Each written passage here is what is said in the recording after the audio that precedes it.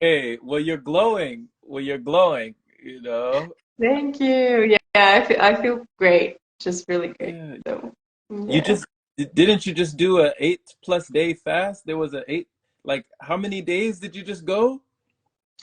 I just did a 8-day fast. I was 7 day, a bit more than 7 days on a dry fast or natural state. And Hmm. then I went on water yesterday, but I really don't like water, so it was really hard for me.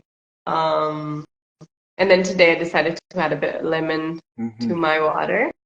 So that's where I am at right Yeah, now. yeah. Oh my goodness. Like, how do you feel? I mean, you said 8 day over a week in the natural state? Yeah, How do it you was feel? really good. I feel really great. Like I could have done more than that, that's for sure. This is probably the easiest fast or natural state period for me so far. Mm. Even though it's been really warm here. That's manga. Manga? Is it manga? Manga's back. He's back. I mean, I'm back with him because I was Mhm. traveling. So yeah. Um, But anyways, so it was really easy. It was really easy this time. I could have done a bit more, but on Sunday, like coming Sunday, I'll have a fruit nick. We call it a fruit nick Mhm. anyway. So like a picnic with fruits with friends to celebrate my partner's birthday. So I was thinking, well, maybe I should partake on that too, you know. Mhm. So I'll be juicing. Um, but I won't intake any solids for a little bit, at least maybe another week. We'll see. Okay. Fruitnik. I like that. That's the first time I've heard that. That's got a nice ring. I like Fruitnik better. Yeah. Yeah, we use that word a lot here, at least the raw community in Brazil. So, and then for because it's mostly fruits, but anyway, whenever we have like people that are more gourmet, we call it raw nick. If you translate from Portuguese, in Portuguese sounds a bit better because it's called crudinic. Mm. Like crude is from like raw, and because cru is raw in Portuguese, so we call it crudinic when there's more stuff like nuts and maybe like a I don't know, a fancy pie with a bunch of seeds and etc. So, but it's usually mostly fruit, so it'd be fun. Krujinik. Krujinik. Okay. And Yeah. when you said this was your easiest, what do you feel was different about this than Desert Week? How did the two differ? Yeah. So let's see. It's funny because I've done a few 7 to 8 days so far, and my longest one was 12 days, 13 or 12 or 13 days on dry, on natural state. And that one was like, oh my God, it was such a battle. Like, Mm. I felt that I was just going over hurdles every day, and I felt so lethargic. I couldn't do anything. Well, I could get up and I could walk around a little bit, but I couldn't do much. Um, this one, well, I had a friend with me, so that was fun. I wasn't doing it on my own. I usually just do it on my own. And she also did, I think she did 5 or 6 days Mm-hmm. dry. And then she went on water for a few days, and now she's basically juicing. She's with me right now here. So that was fun. I think I really like taking the time to really go natural state and having people around. That makes such a huge difference because you feel that you're part of something. And oh, hi, Nabiha! So good to see you. Mm-hmm. And Um, you said you feel like you're a part of something? yeah, you're part of a pack of people that are doing the same thing. So it's a bit more, I feel like it's more powerful. I've done lots of natural state periods with people online. It's not the same. Mm-hmm. So it's kind of like if you think of AI and the actual human intelligence. So there's a bit of difference there. So there's intelligence to it, but it's not the same thing. Um, yeah. Okay. So having that social interaction, having that environment, because your friend is she the one that was climbing the tree? Sorry, Is, manga just barked, so I couldn't is hear you said. is your friend the one that was climbing the tree? No, I was the one climbing the That was tree. you. Yeah. Oh,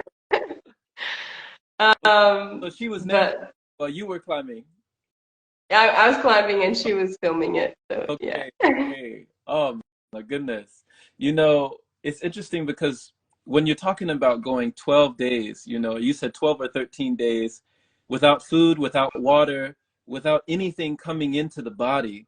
You know, the average person is listening to this and they're like doing a double take. Their eyes are blinking. They're like, wait, what is she, what? You know, what is she talking about? And is it, I mean, for you, is it like a muscle that you've exercised and it's gotten stronger over time, or how do you rationalize that for the person that's thinking to themselves, I thought that we're supposed to die after 3 days, like what you know, they're not understanding. Yeah, I received lots of messages from people that don't agree with the practice. Hmm. And what I say to people is, have you tried it? Because I mean, it's just, it's very, like naturally, people that are not having the best of diets shouldn't try it. They should at least cleanse a little bit before doing it or trying to do it, because or else they might sort of feel a bit traumatized after a few days or after a day or two, because they'll feel dehydrated initially. So, but for me, yes, I totally feel like it's a muscle. So I've been sort of delving into the natural state slash dry fast world for uh, maybe like 3 years now. And it took me a couple of years to actually venture into doing more than 3 days. So I used to do 2 or 3 days dry and then I'd go into water. But I started to notice that whenever I was on water, like yesterday, I felt very tired. Like my body really had to process the water. Like it's a lot heavier. Like for example, if I'm on juice, I don't feel what I feel when I'm on water. Mm. But this sort of like in between, I understand in terms of slowly getting back into what's more dense, and then you kind of have or should go through water for at least a day. But for me, it doesn't feel like it's lighter or easier for the body. So I believe that if I went from water into coconut water, which I'll try and do next time, um, it's easier. But then going back into the natural state dry fast experience in general, I understand it's just something that if you're up to it and if you don't feel any doubt, it was just going to be great. If you start Mm. doubting it, then yeah, your mind is going to take over and it won't help. But Mm. yeah, that's how I So feel for sure. thank you for sharing this perspective, you know, thank you for sharing that. So you're saying like the mind is a big factor, big factor, the mind, the mental aspect. Yeah. And that's like for everything in life, right? So Mm. if we let it take over, because the mind is like a third entity, it's not you. So if you just let it play your whole life and sort of maybe guide your life, if you have it just taking over the reins, for example, then yeah, it's not going to work out. And I see lots of people in my family, lots of friends that are on that sort of automatic sort of mode, that they're just going through whatever the mind sort of is afraid of, they'll be afraid of. Whatever the mind's like, oh, skeptical about, they'll be skeptical about. So it's like they treat the mind as if the mind was themselves. Like they just think whatever the mind thinks. Mm. So instead of questioning it, because we have a tendency to think that, well, it's coming from my brain, so it must be logic, it must be right, and that's not really it. So I guess the wisdom is to listen to it and play it out. You know, talk to yourself about it, or talk to your mind as if it was like another person, and Mm. understand why it's thinking that way. So for dry fasting or natural state or whatever liquidarianism, whatever you choose, it's the same. I guess whenever we think that that's too much for us, or that's too extreme, or it's very radical, you shouldn't do that.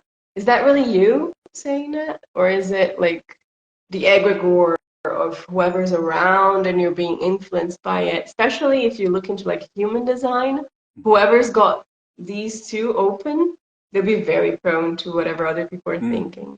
And if you got like other centers like your plexus, etc., open, you'll be prone to whatever other people what they're feeling. So you'll be capturing that, and if you're not very attentive, you will you think that's you, that's for you, that's you feeling it, that's you thinking it, and that's not usually how it goes. So yeah. I Okay. froze. Oh, Oh, oh no, fine. No, you're perfect.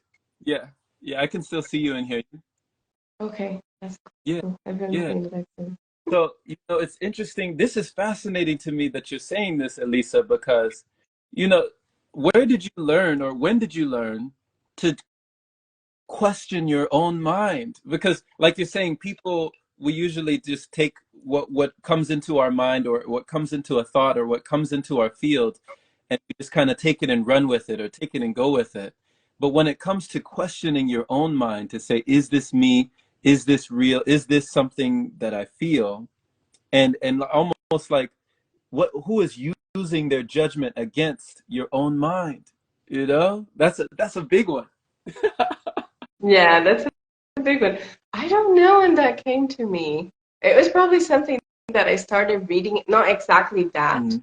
type, like exact sentence that I used, but I probably started reading a lot about um, consciousness and how we can connect our breath with our parasympathetic side of us.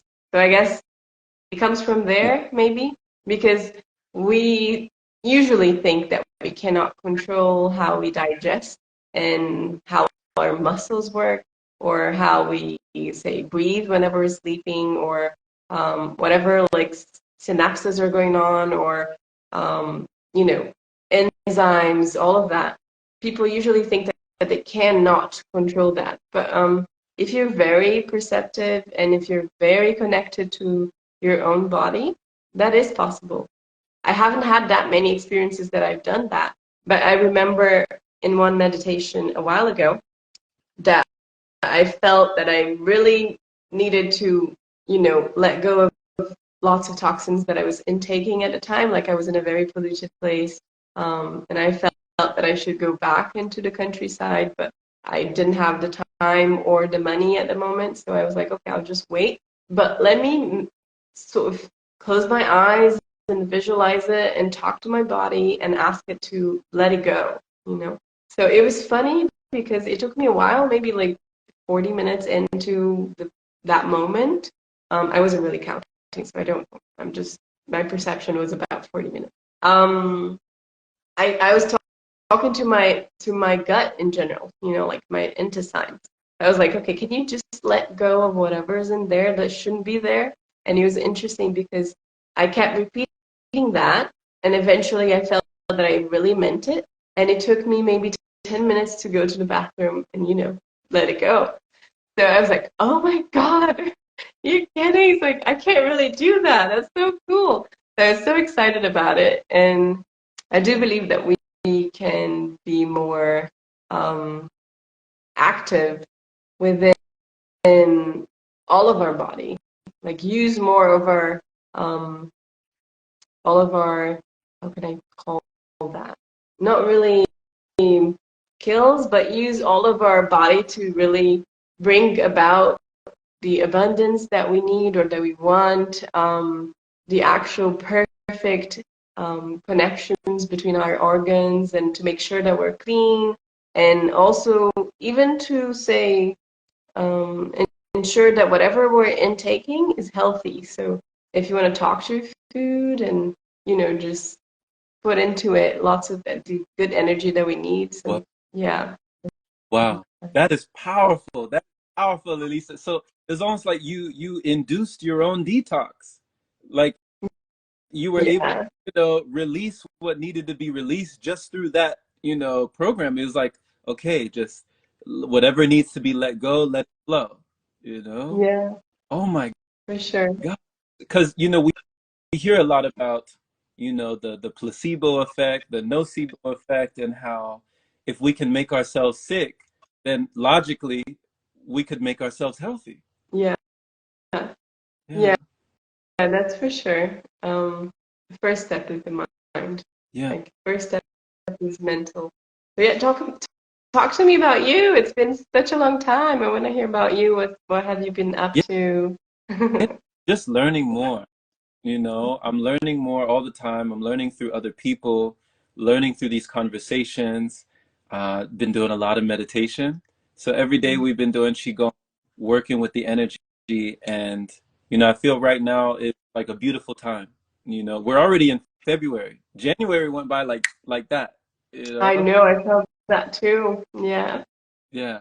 So I'm learning more a lot about what consistency means to me, what patience means to me. And even when I'm having this conversation with you, you're really firing a lot of things off in my mind right now, just thinking to myself about different scenarios when it comes to, you know, the level of detachment it seems like you're able to have, the level of what some might say mind control that you're able to have.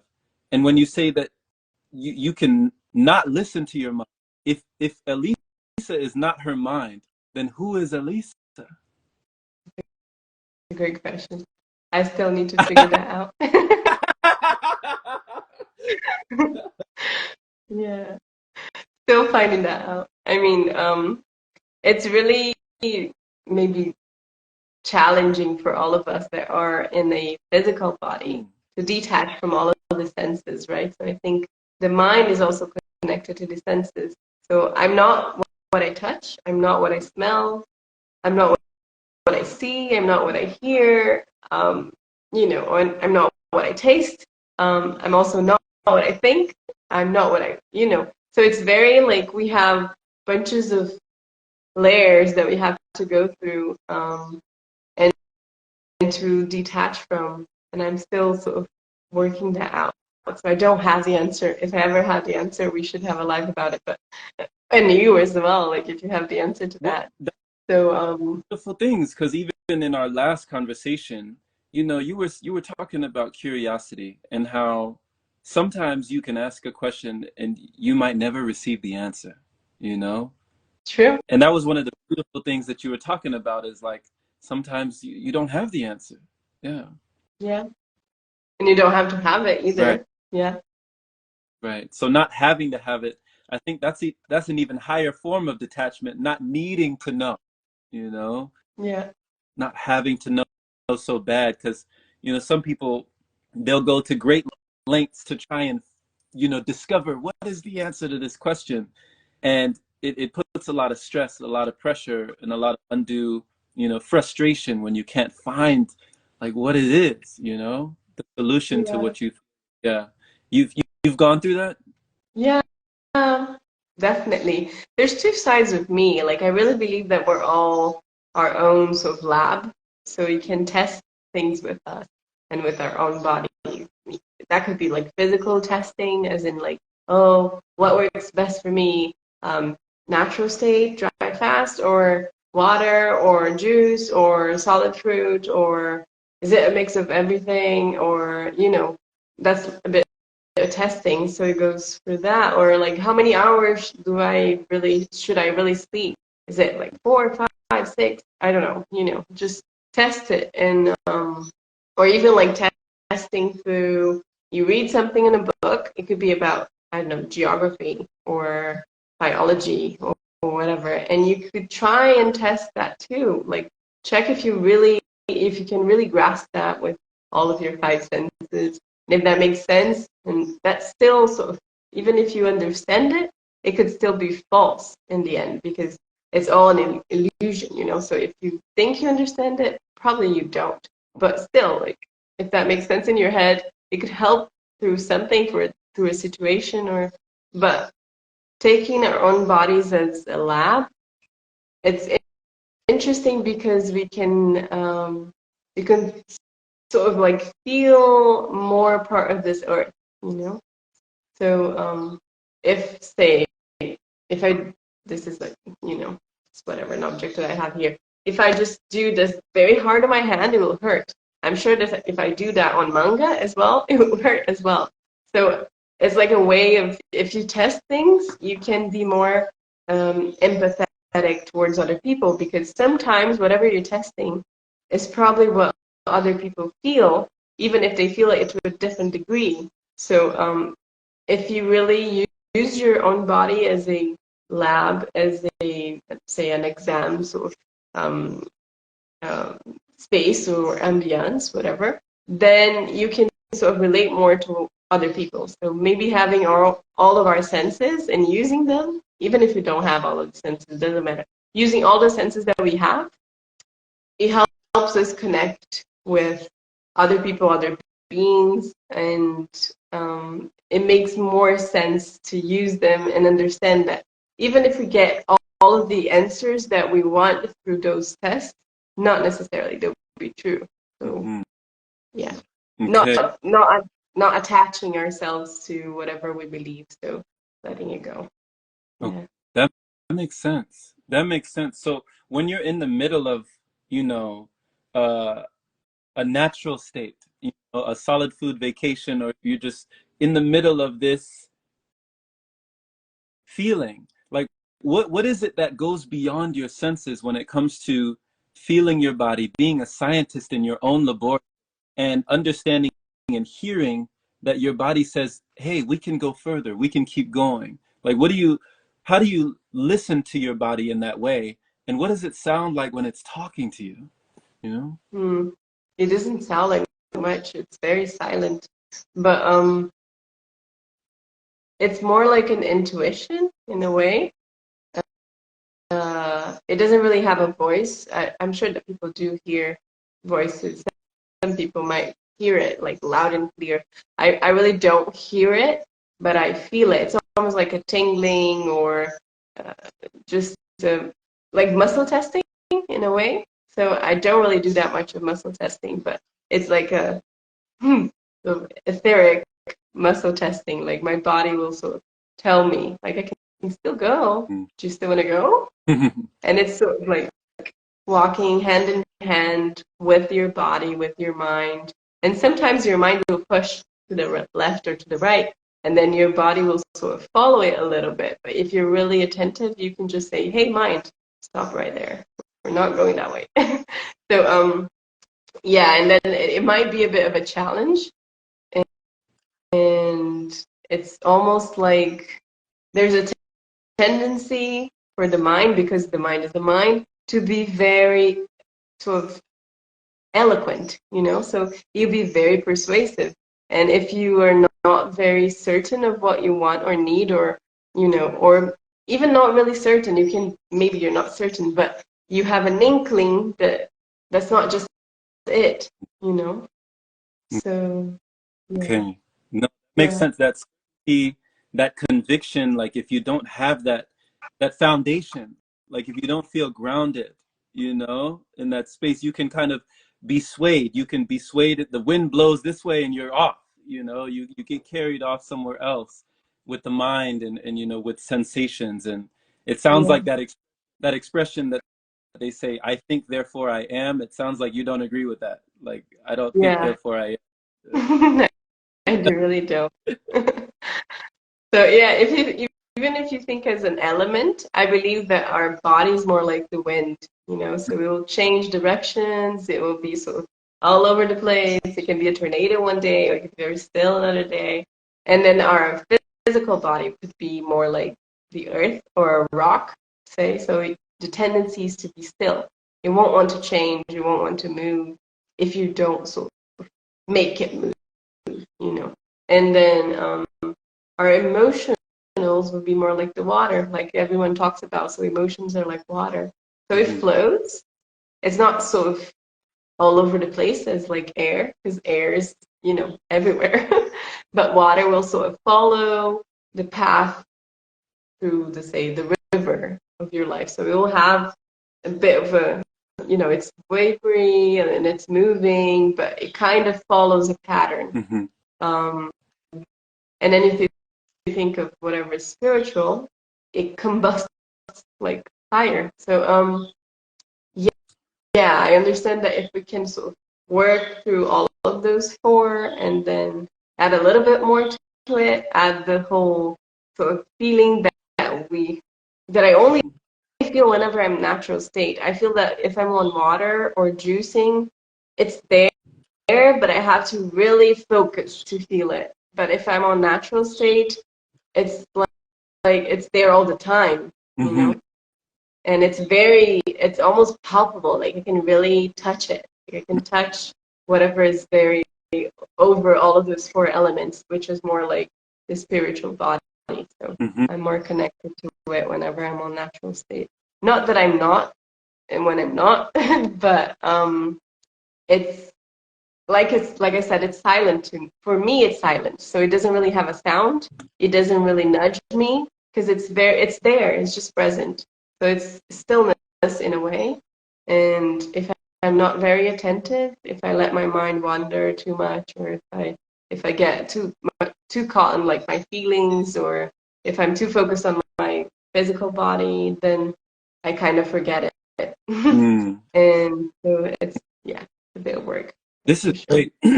This is great for people to know, people who are, perhaps on this path, or even, that have a curiosity about what it all means, and where can they go, and what more. Because like you said, with all the elements, you work with the four and then a little bit more, there's a little bit Yeah. at the end of that. So, when it comes to like crossing that threshold, one of the things you were talking about, very challenging, but there's also a challenge of, the common belief and the really common fear of death, you know? And what do you feel like you had to traverse or trust in order to just gracefully go beyond that threshold where most people would never venture, when it comes to that? Yeah, I think first we need to work on our fear of words because in a way no one really knows what death is because when we die, we die.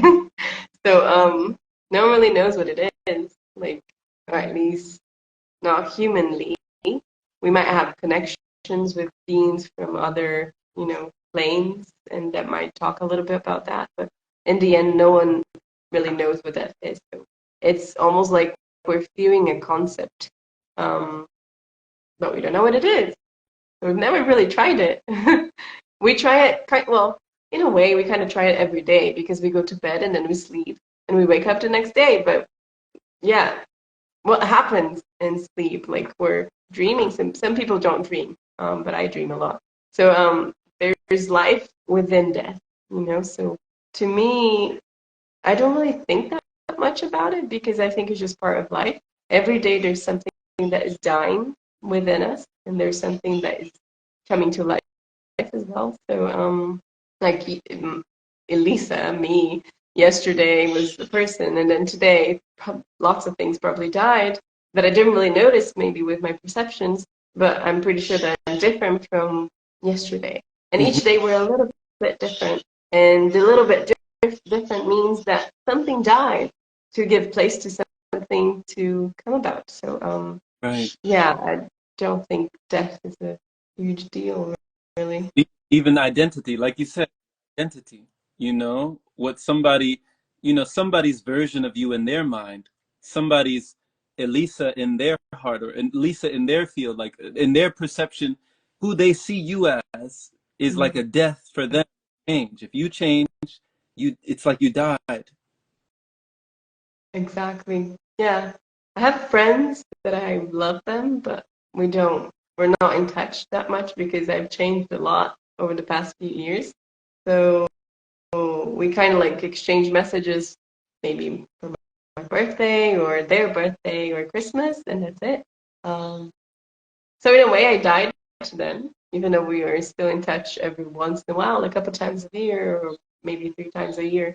And it's mainly like WhatsApp messages or a call, a quick call usually, because I'm not too much of a fan of like taking hours on the phone.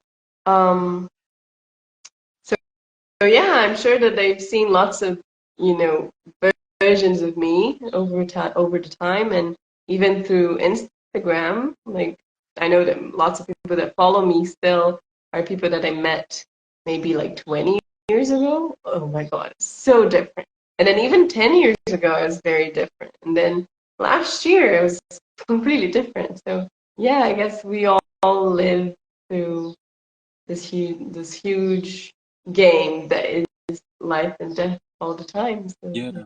Do you see it as an advantage?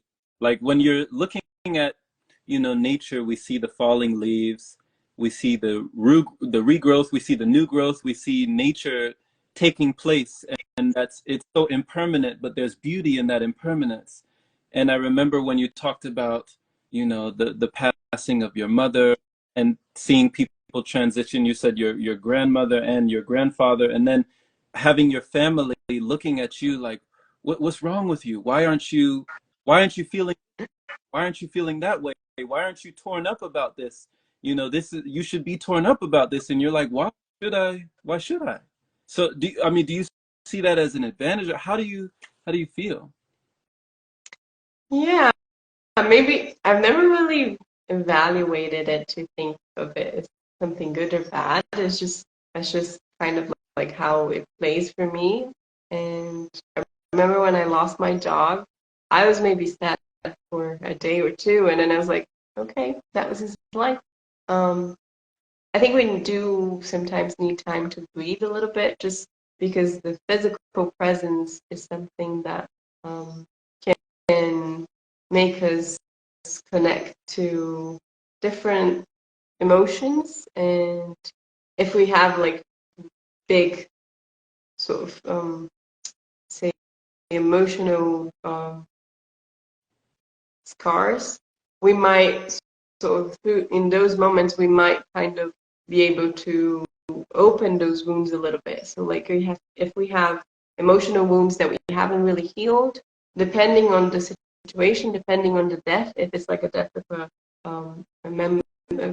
family member or a friend, we might be sad for a little bit, which is usual just because we think, well, I won't see them again, like physically. Um, but I don't think like mourning a person for months and months or is even healthy, because we'll be um, just going back into that cycle of feeling that something is missing, but there's nothing missing. It's still there. It's just in a different state, and we can't really perceive it with our five senses because they're not that sort of evolved to do that. So if we then let go, or at least pause on those five senses and start connecting with other senses, the other senses that we don't develop that much on this earth, then we can kind of see that they're still there. We can still see them. We can still sort of listening to the ring of their voice. We can sort of still remember how their hand looks like, or like details. So they're still there. They're just not in flesh and bone. So yeah, to my family, that's just really awkward because they think that I'm very detached from everything. So if something goes wrong, naturally I'll take a day or two to be a bit mad about it, or sometimes I'm not. Sometimes I don't even feel mad because I'm like, okay, cool, something else will happen. But if it's something that was creating a bit of attachment in me, like a project, or maybe I don't know, I can't think of anything at the moment, but if there was something that I was really devoting a lot of time to, sometimes I'll be a bit sad or depressed about that, and then I'll go back into my natural modus of operating, and then I'll see that, well, something else will come up, another door will open, so it's all good. Yeah. Yeah, I love that perspective, to not stay in the lower, it's like it's very buoyant, it's very Yeah. uplifting, it's very empowering, it's very encouraging, it's very enlightening, even that word enlighten, to enlighten it, it feels lighter to think that way, to feel that way, and to just have that consciousness, because when people are around their family, of course, and I'm still looked at as crazy. My family thinks I'm absolutely crazy. Like they think I've gone crazy. And it's interesting because I remember one time you were telling me, Elisa, that family is almost there to break us free from the karma of our past lives. And like sometimes Yeah. it's necessary to have that conflict within our families. So when it comes to like karma, when it comes to past lives, how has that played a role in your life? Yeah, I'm pretty sure that in a way, at least looking at my life right now, and or the Elisa from a few years ago, and you know, making my own comparisons to what I was, what I am, or just thinking about. And then whenever I say to what I was, what I am, it's the sort of flowing perspective of what we think we are and we're not, and it's very fluid. But looking at it, it's kind of like I'm pretty sure that in a past life, I was someone that um, maybe ruled over people, and I was very ruthless, maybe, because in this life, I, at least during my teenage years, I used to be um, very much of a people pleaser, you know. So I'm still working through that. I still have a little bit of that whenever I'm with my dad, for example. He's a person that really touches on that point. So and there'll be people that I won't. I'll be like, this is what I want to do. If you don't want to do that, that's fine. I can meet up with you later, and it's all good. Because back then I would be like, oh, I don't really want to do that. But if I say no, will that person be sort of mad at me? Should I just go? And I'd be sort of moved through guilt. Like guilt will be my trigger to decide whatever. So if I didn't want to feel guilty, or if I didn't want to feel like I was failing someone, then I would act towards whatever the person wanted from me. And thinking about it, that kind of makes me feel like if I act, or if I have this sort of tendency that I'm working on, and I'm much better now, I'm still not fully sort of out of that. But then maybe back then I was the other side. You know, I was the one sort of demanding a lot, and maybe just making people feel that they sort of they were in debt with me, that they should give me things all the time. So I kind of think that was probably me at some point. Maybe not necessarily in the life previously to this life, but like in a few lives maybe. So that's a karma that I believe I carry, because that's how I feel in this life. Um, and then it's more like that's how karma plays, right? So if in one life you feel one way, the next life you have to face the other side of it, the other side of the question, the other side of the coin. Mm-hmm. And that's what I think. So I was probably someone that wasn't very attentive to people's feelings. I don't think I was very empathetic in the past life. Um, and I think I was mostly looking for people to do things for me all the time and serve me, say, all the time, which nowadays is more like I look out to how I can serve people, and not necessarily in the people pleaser way, but like how can I help them? How can Mm-hmm. I be of service? And it's a different side of that sort of coin. Mm-hmm. Yeah. Wow. So that Yeah. that empathy has changed. It's changed now. The dynamic of the feelings in relation to others. You know, Yeah. it's changed now. You're in a whole new, you know, it's like that big one. That people pleasing is a big one. You know, I've definitely battled with that, because I remember you said your father wanted you to be a doctor, and he's like still holding out, like you can still study, you can still do this, you can still do that. It's not too late. It's not too late. And you're like, Dad, I don't want to do this. You know, this is not my path. This is not my mission. And was there a moment where he finally like let go of that ambition of wanting you to have that as your mission? I don't think he's is really out of it yet, because he mentions it every once in a while still. Um, it's funny because the way that he thinks about life, it's mostly like, uh, this is just horrible. I don't like being here. I should just shoot myself. He talks about that all the time. And I'm too old, and I hate being old is terrible, and you shouldn't get old. And, you know, he's always very cranky. Um, So he thinks that whatever we do in life should be focused on being at least sort of financially secure. So he thinks that I should earn lots of money because I'll need it when I'm old because I'll be sick eventually and I'll need the money and I'll need a house over my head and I'll need this, and that. So he's very focused on need, on uh, you must do this, you must do that. And where maybe because well, my ascendant is Aquarius, right? So I'm a Leo with a Aquarius ascendant. And I hate being told what to do. Mm-hmm. And I really don't like that. And then he's exactly that. He's like telling me what to do all the time since I was a Mm-hmm. kid. In the beginning, I couldn't really say no because I was a kid, but I still didn't like it. I felt that it was something that could be like a friction between us whenever that happened. Mm-hmm. But then nowadays, it's like I look at him and whatever he says, I ponder over it, and I think, and I always tell him, Dad, this is your perspective because you've had an experience in your life or a few experiences that made you think that way. I haven't had your experiences, so I think Right. differently. And I appreciate that you're giving me advice, but that's not how I feel I should proceed, you know?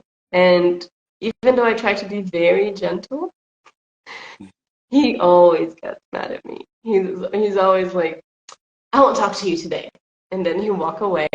But then like 2 hours later he'll come to me with a letter. He loves writing letters, by the way. He'll Mm-hmm. come to me with like a letter and then he'll give it to me and he'll be like writing everything about the conversation and how he saw it and how he think I should see it and how he's really sad about my approach and how but whatever I decide he's still there for me. So I know there's lots of Mm-hmm. love, but it's tough love, all the time. Yeah. There's never like something that's soft and gentle. No, that's not very much him. Um, so yeah, it's interesting. It's a different form of expression, a different form for sure. It's a different love language that he's speaking. Oh yeah, Yeah, I hear very you. different. Elisa, I relate to you so much. There's so many, I see so many similarities between us because I'm also Leo and I'm also Aquarius. So Oh I have wow. both. Yeah, it's flipped. For me, it's flipped. I'm a Leo rising, my ascendant Leo, and then my Aquarius is the moon. So I'm a moon Aquarius.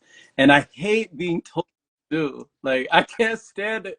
I can't be in positions where, an authority above me. It's never worked out for me. Like, I can't hold a Same. job. I have to work for myself. I have to. And I've made peace with that. I've just made peace. So I'm just like, I can't be employed. It just never works out in that way. But when it comes to money, and you said, your father, his values on money and what money means, did that ever really strongly impact your views or your values when it comes to money, attracting money, making money, manifesting money, or what are your views today? You know? Uh, that's a good question because it's funny that I've never really been like broke. That's never happened to me, but there were moments that I had to sort of look through my priorities and say, I can't do this at the moment, but it will happen eventually. And it did happen eventually. So um, I feel that whenever I put my mind into it, I'll make it happen. So even talking about money, like there are moments that I feel like maybe I should have like another online event so I can save a little bit so I can travel again this year. And then I do it and I save it and it's all good and I can go away again. So for me, money is very fluid. Um, I don't really get attached to it that much, and I've never gone through like a really sort of tough situation, like not having money to buy things that I really need, for example, like because I'm still not like fully not eating. I'll have periods that I'll be on natural state, and I'll have periods that I'll be juicing, and I'll have periods that I'm still eating fruit. But I've never really had a moment that I said, well, I can't really pay rent, or I can't really afford to be eating this X or Y or Z fruit because it's more expensive. So I've never really had that. Um, and I think it's just because I don't really focus on it that much. But at the same time, I focus more on the the feeling of abundance in general.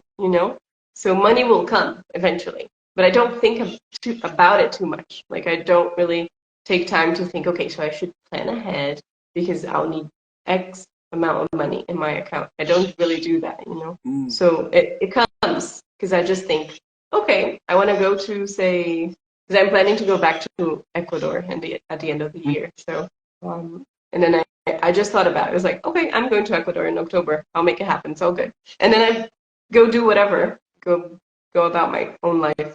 So, and it happens. So I Yeah. guess, So it yeah. just flows like water, like a river. It just flows like a stream. There's just a stream that's continuously flowing. It's coming and going, but it's continuously flowing. And you Yeah. know, yeah, yeah. I love this because they do say, what you focus on the longest grows the strongest. So it seems to be that you're not focusing on the lack. You're not focusing on not having it. You said you're focusing on abundance. So it's just always coming. You don't care like it could come from here, it could come from there. It's going to come from somewhere. Yeah. You're like, Yeah. allow it to come Yeah. wherever it needs. Yeah. Yeah. I've learned it the hard way, not through uh, the whole money concept or abundance concept, but I've learned the hard way that whatever, like you said, whatever you focus the most will grow, right? So, I've done that with my own physical body back when I was still running, like, and competing. So there was a moment that I was sick for a few weeks. I had Mm-hmm. chikungunya, and it was not very, it wasn't that bad because people usually feel a lot of pain through months and months. I only felt pain for like a couple of days. I was already on like fruits and raw foods, etc., and fasting every once in a while. I was doing a fast that I felt the chikungunya coming. So I think it was also a detox, or at least like connected to it, because my immune system was going through stuff and was releasing lots of toxins probably, Mm-hmm. and then eventually it came down. I came down to that. So I only had like a couple of days that I felt a bit sore and I felt like all stiff, and I had a fever, and it went away. But back then I didn't really know that it could sort of make your body feel a bit sluggish for a bit of time.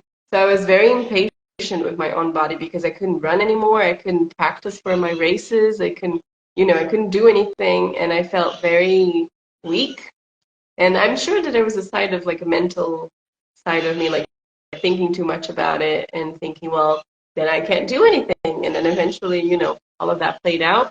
So through that, I learned that my mind was very powerful. And also because after that, I gained maybe like 4 or 5 pounds, something like that, because I wasn't practicing that much, which is not much. But I looked at myself in the mirror and I was like, oh my God, you're so fat, you're ugly. And, like I kept like doing the sort of bad pep talk in a way. So I was really going against my own body and just shaming it. Oh, So also body shaming is terrible. It's like the worst one. yeah. So I did that a lot and eventually I started gaining more and more weight. Mm-hmm.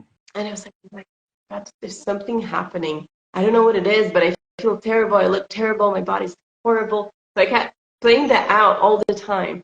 And it only stopped like maybe, I don't know, like 7 months later, because I realized that I wasn't really controlling my thoughts that much. And I was just letting them do their work and, do their own magic, even though it was like black magic. So I understood that I had to change something. So I sought out for help and I started going into therapy.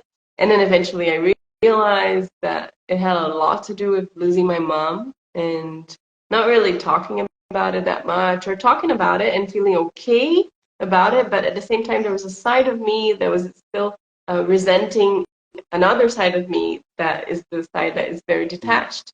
So it was almost like a fragment of my own, maybe I could say it's like a fragment of like a mental part of me that was still very upset that I was so Mm-hmm. detached. And through all of that, summarizing, I learned that my mind is very powerful. So that's how it worked out. And then through all of that, I understood that whatever I put my mind into and whatever I put my energy into will happen. Yeah. For sure, if that's Yeah. good or bad. So yeah. What a lesson. Oh man, like geez. Oof. Thank you for sharing that. Like it's super powerful, you know? And just the way you came to that conclusion, what you had to go through and what you had to grow through to come to that, because you know, you remind me when I was like going liquid and then I was fasting and then I was, you know, having that feeling of vitality, having that feeling of more energy, having that feeling of purposefulness and more fulfillment. My family was looking at me, and everything they were saying, the energy that they were projecting and directing was like the direct opposite. You know, they're saying you're hurting yourself, you're killing yourself. Like they're shedding tears and they're crying and they're like, please stop, we'll send you money, we'll do anything, like just eat something, just eat something. And I'm over here feeling the best that I've ever felt. I didn't even know that I could feel this good. My mind is being blown that I had never felt like this in my life. Like, what was I living like? And they're over there telling me, no, this is destructive. This is harmful. Look what you're doing. What are you doing? You know, you've lost your mind. So when it came to the weight dropping and, you know, the image of me looking at myself in the mirror, I had to come to a level of acceptance, because you might think that you are going, I mean, there might be times where you like, you wonder, you know? So how did you get to that, like with the body image? And I know that, you know, women go through this, I probably way more than men when it Mhm. comes to the image. So how did you come to that closure, or just that love and self-acceptance with yourself looking in the mirror when your body was going through changes? Mhm. That's a good one because it was almost like because I started seeing my mom on the mirror. Mm, Like I was like looking at it, and it's like my mom's body, the way it was through chemo, it was similar to my body at that moment mm, because she gained a lot of weight, like mostly retention, like, and then my body felt the same. So I looked at it and I was like, oh my God, I'm healing my mom's wounds. Like I'm helping her cure it in a way. So, okay, stop doing that. Stop body shaming. So you're going through exactly what she went through and live through it and just let all the, um, the lessons that you need to take from this arise. Because in a way, I'm still part of her. I came, she gave birth to me, so I'm still a little bit part of her. So I felt that I was trying to, or at least my body was trying to heal something that she went through, and mm. not just what she went through, but what I went through when she was going through it. Wow. Um, so it was almost like I was reliving something that I lived years earlier that I never really made peace with because I looked at her and I felt like it was hurting me and to look at her to look at how she felt eventually, especially in the end, because in the end she was sleeping maybe 18 hours a day because of all of the toxins going through her body, and her liver was already super taken by all of the cancer cells. So she was sleeping a lot, and whenever she was awake, she was mostly in pain and not very conscious of what was happening. And whenever she was conscious, because that happened at times, she was mostly Mm, sad. And she was like, I can't believe this is happening to me. I can't believe this is the end. But I have to make peace with it. And please don't miss me that much. Please take care of yourself. So she was talking, and it was just, he brought lots of feelings back then because he felt a bit unreal. So I think I probably put that into a drawer inside my mind and I didn't really deal with it. And then it came back like a riptide years later because I also started, I told you this, I think. I started running because of her. So it was like my body telling me stop running and live through this because she had to stop running as well. mm. So yeah, Wow. not going too much into depth, but yeah, it's kind of what I feel it was. So you healed, you had to heal that. You had Yeah. to, for both of you. Wow. You said not only what she had gone through, but what you had gone through while she was going through it. That's big. Yeah, it was big, but it took me so like I don't know how many months it took me to kind of see that. Um, because for a period of time, I was just wallowing in my pain. And I was like, oh my God, life is terrible. It's so bad. I want to go through this. Why is it happening to me? I kept asking why. And it was just a wrong question. I was looking at the sort of wrong angle, you know? So, yeah, it took me a while. But that was good that it took me a while because I needed a while. So, yeah. Mm-hmm. We need it. They talk about time healing the wounds, Yeah. you know, time can heal the wounds. And, one of the last things I wanted to ask about those letters, because you said your father loves writing letters, and that's like part of his love language is writing letters. And I remember Yeah. you wrote letters to the future Elisa. There was a time where you were writing yourself letters to the Yeah. future. Do you still do that? Do you still I write? do. Yeah. Yeah. I do. Especially, well, during this period now of natural state, I did that a lot. So I wrote maybe two or three, and it's funny because I sealed them and I wrote like to read if this happens or to read if this happens. So it's almost like a treasure that I'll just hide within all of my stuff, and Yeah. eventually, if I need it, I'll open them. So yeah, I caught that from him, I guess, the habit of writing. So, like for example, before the fast, or actually, this is my second natural state period in the month of January, right? So the first one was 6 days, and then I had a day of water, and then I went back into juicing. And like a week and a half, 2 weeks later, it was this period now, that I did a bit longer. So it was 7 days natural state and 1 day water.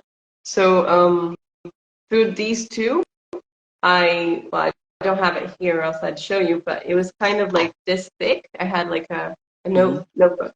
It was about this thick, so I wrote through all Oh, of that. wow.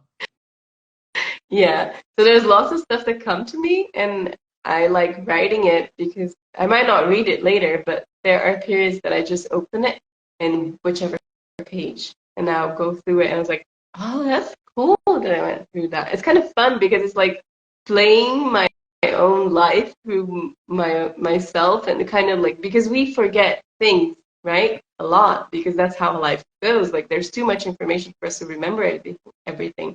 So there are details, that I think about or that I feel that I want to write about it, because at some point I'll forget what I went through, and then there'll be moments that I'll think, oh my God, this period is so hard. But then if I go back and read about what happened back then, I'll be like, hey, I've gone through like similar stuff back then. Why am Hmm.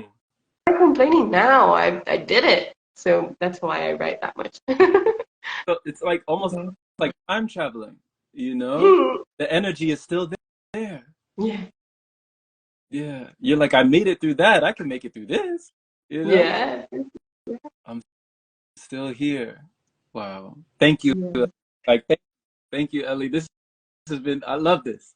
I loved it too. This has been so much fun. I can't believe that it took us that long to do this again. Yeah. But, Yeah. yeah, each Thank you. even more explorative than the last. And I, can't wait to see where you go from here. Thank you. Same. Me neither. It's gonna be great.